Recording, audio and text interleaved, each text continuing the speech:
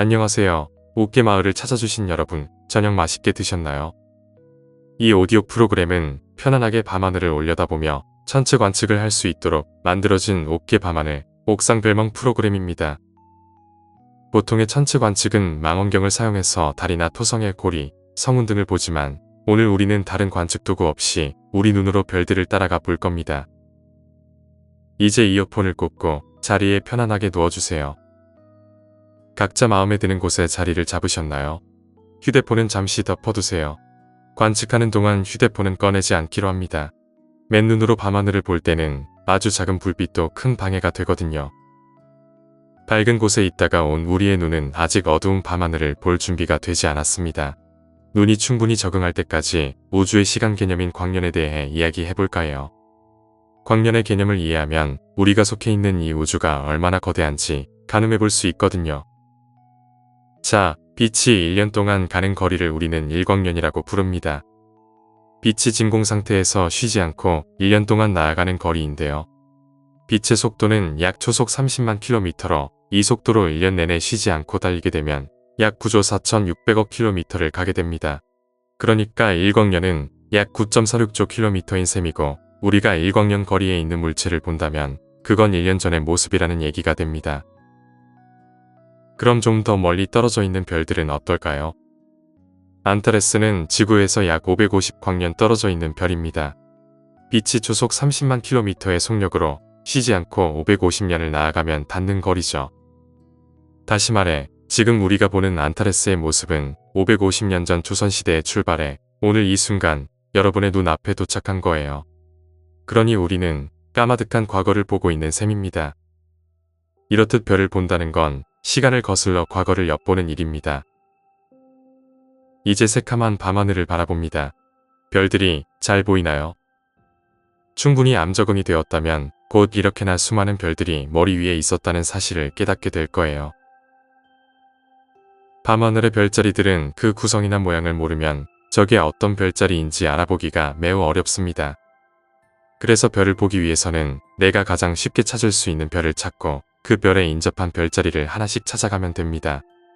보통 별자리를 찾을 때는 북극성을 찾는 것부터 시작하죠. 하지만 오늘은 시간이 지나면 지평선 아래로 사라지는 남쪽 하늘의 별자리부터 찾아보려고 합니다. 본격적인 밤하늘 관측을 시작하기 전에 미리 방위에 힌트를 드릴게요.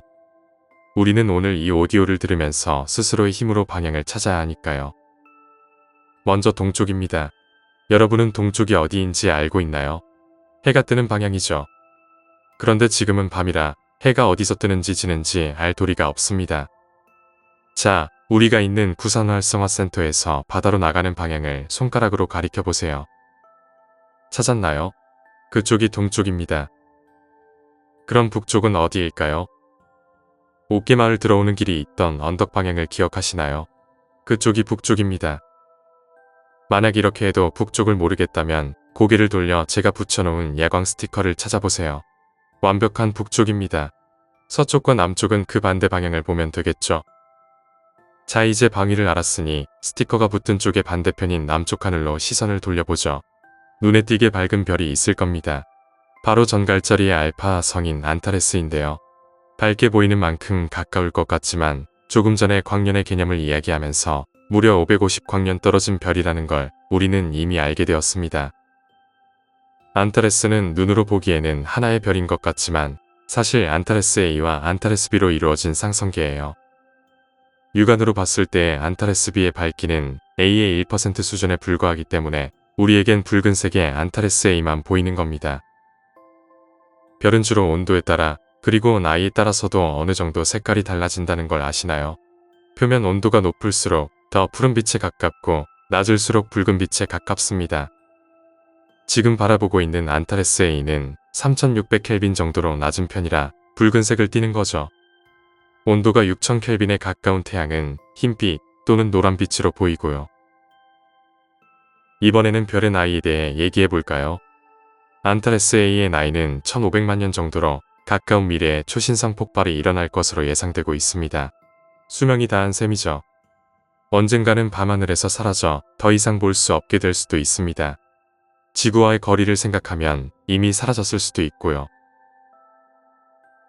안타레스는 이 시기 남쪽 지평선 가까이에서 볼 수 있는 붉은색을 띠는 1등성입니다. 이 안타레스를 중심으로 S자 모양으로 이어진 별들을 따라가면 전갈 모양을 그릴 수 있죠. 길게 늘어선 전갈자리가 보이나요?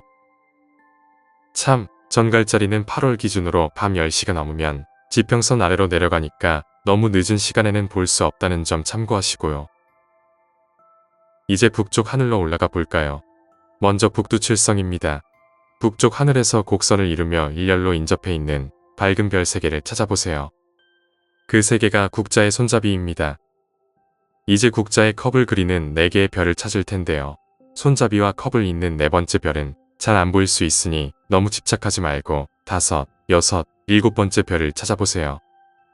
북두칠성은 북반구인 우리나라에서 1년 내내 관측할 수 있는 별자리지만 봄철 별자리에 속하기 때문에 여름인 지금은 잘 안 보여요.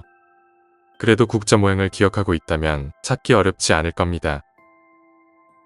북두칠성은 천체 관측을 시작하는 초심자들이 가장 먼저 도전하는 별자리 3대장 중 하나인데요. 동서양을 막론하고 예로부터 어느 문화권에서나 중요하게 여겼던 별자리입니다.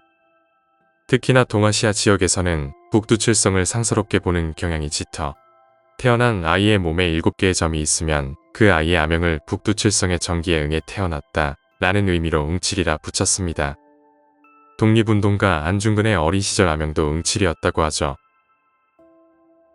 여러분은 북두칠성이 큰 곰자리의 일부라는 사실을 알고 계신가요? 곰의 엉덩이와 꼬리 부분을 이루는데요. 이 큰 곰자리의 학명은 우루사입니다. 우루사는 암컷곰이라는 뜻이고요. 여기까지만 들어도 떠오르는 국내 유명 의약품이 있죠. 실제로 이 약의 이름을 큰 곰자리에서 따왔다고 하네요. 이제 우루사를 보면 어렵지 않게 북두칠성을 떠올릴 수 있겠죠. 이제 북극성을 찾아봅시다. 국자를 그리는데 성공했다면 북극성도 쉽게 찾을 수 있어요. 국자의 마지막 6번과 7번 별을 잇는 선을 그려보세요. 그리고 그 선이 5배 정도로 길어지게 쭉 늘려봅니다. 그 선에 곧 별 하나가 잡힐 텐데요. 바로 북극성입니다. 생각보다 밝지 않죠? 오히려 북두칠성의 첫 번째 별이 훨씬 더 잘 보일 겁니다. 그게 맞아요. 지금의 북극성, 폴라리스는 2등성이거든요. 지금의 북극성이라는 말 좀 이상하게 들리지 않나요? 우리는 흔히 북극성을 고정된 별이라고 생각하는데 그건 아닙니다. 지구의 자전축이 움직이면서 약 26,000년을 주기로 북극성도 바뀌거든요. 그러니까 북극성은 별의 이름이 아니라 육안으로 보이는 밝은 별 중에서 북극에 가장 가까운 별을 뜻하는 북반구 문화권의 관습적 명칭이에요. 다시 말해 지금은 폴라리스라는 별이 북극성이지만 시간이 흐르면 바뀐다는 얘기입니다. 서기 14,000년경이 되면 이따가 보게 돼 검은고 자리의 영등급 별 베가가 북극성이 됩니다. 14,000년 후의 인류는 지금보다 훨씬 밝은 북극성을 보게 되겠죠. 이제 북쪽 밤하늘에서 잘 보이는 별 아르크투루스를 찾아보죠. 북두칠성의 손잡이 부분에 있는 3개의 별을 이어서 원을 그린다고 생각해보세요. 그 가상의 곡선을 쭉 따라가다 보면 밝게 빛나는 아르크투루스를 찾을 수 있습니다. 아르크투루스는 주황색을 띠는 1등성으로 목동자리에 속한 별인데요. 북쪽 하늘에서는 가장 밝고 전 하늘을 통틀어서는 3번째로 밝은 별입니다. 별의 밝기 등급에서 1등성은 가장 밝은 등급입니다. 밤하늘에서 맨눈으로 볼 수 있는 가장 밝은 별 수준의 밝기죠. 별은 등급 숫자가 작을수록 밝고 클수록 어둡습니다. 참고로 태양은 마이너스 26.7등성이에요. 어마어마하게 밝죠? 이제 순서는 여름밤의 대삼각형으로 넘어갑니다. 이 삼각형을 구성하는 3개의 별을 찾아볼 거예요. 검은고 자리의 베가, 백조 자리의 데네브, 그리고 독수리 자리의 알타이르입니다. 먼저 가장 밝은 별 베가부터 찾아볼게요. 누운 상태 그대로 하늘을 향해 팔을 곧게 뻗어보세요. 지표면과 직각을 만드는 겁니다. 내 손가락 끝이 밤하늘의 가장 높은 곳을 가리키고 있나요? 이때 내 손과 가장 가까이 떠있는 청백색의 밝은 별, 그 별이 바로 베가입니다. 직녀성이라고도 불리죠. 이 별 베가를 찾았다면 그 주변에 비슷하게 밝은 별이 2개 더 있을 거예요. 찾았나요? 그럼 그 3개의 별을 연결해 삼각형을 만들어 보세요. 여러분이 보고 있는 별자리를 여름철의 대삼각형 또는 여름밤의 대삼각형이라고 부릅니다. 여름의 대삼각형을 좀 더 알아보죠. 가장 먼저 찾았던 별, 베가로부터 약간 남쪽, 나머지 다른 별보다 좀 더 멀리 떨어져 있는 별을 찾아보세요. 이 별이 알타이르입니다. 견우성이라고도 불려요. 관측 환경이 좋다면 우리가 찾은 이 두 개의 별 사이에 먼지 혹은 구름 같은 형상이 보일 텐데요. 바로 은하수입니다. 베가와 알타이르, 즉 직녀성과 견우성이 은하수를 사이에 두고 마주보고 있는 거죠. 이 광경을 볼 수 있다면 은하수를 사이에 두고 떨어져 지내다 1년에 한 번 7월 7석에 만난다는 어느 커플의 이야기를 어렵지 않게 떠올릴 수 있을 겁니다. 옥계에서는 은하수가 잘 안 보이는 편인데 오늘은 보였으면 좋겠네요. 여름밤에 대삼각형에 들어있는 별자리 중 지금 우리 눈으로 볼 수 있는 별자리는 백조자리와 독수리자리의 일부 정도입니다.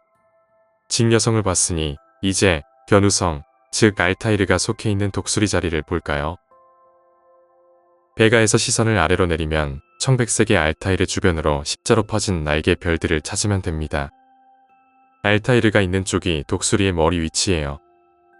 다음은 여름의 대삼각형을 이루는 마지막 별, 데네브가 알파성으로 있는 백조자리입니다.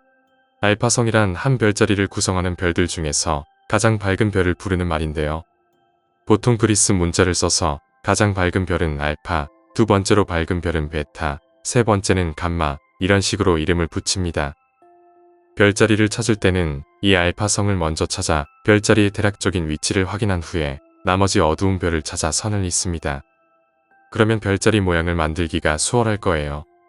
처음부터 독수리나 백조를 찾는 것보다 훨씬 쉽죠. 다시 데네브를 볼까요?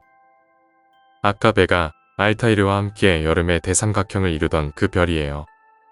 데네브를 중심으로 양쪽으로 펼쳐진 백조의 날개를 그려봅니다.